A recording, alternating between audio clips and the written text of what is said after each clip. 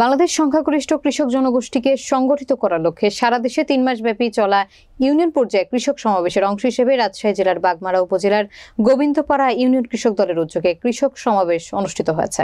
বিস্তারিত দেখুন খোরশেদ আলমের তথ্যচিত্রে। মঙ্গলবার বিকেল 3 ঘটিকার সময় রুহিয়া উচ্চ বিদ্যালয় মাঠ প্রাঙ্গণে কৃষক সমাবেশ অনুষ্ঠিত হয়।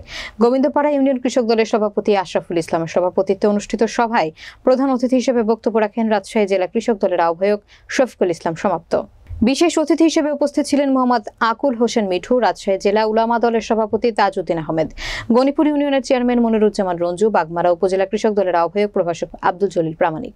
এ সময় আরও উপস্থিত ছিলেন বাগমারা উপজেলা মৎস্যজীবী দলের আহ্বায়ক কসিম উদ্দিন, উপজেলা কৃষক দলের যুগ্ম আহ্বায়ক মোহাম্মদ বিদ্যুৎ, বাগমারা উপজেলা স্বেচ্ছাসেবক দলের আহ্বায়ক রাজু আহমেদ, গোবিন্দপাড়া ইউনিয়ন বিএনপির সাবেক সভাপতি মোহাম্মদ জসিম উদ্দিন সহ কৃষক দলের অঙ্গ এবং সহযোগী সংগঠনের নেতাকর্মীরা সমাবেশে উপস্থিত ছিলেন।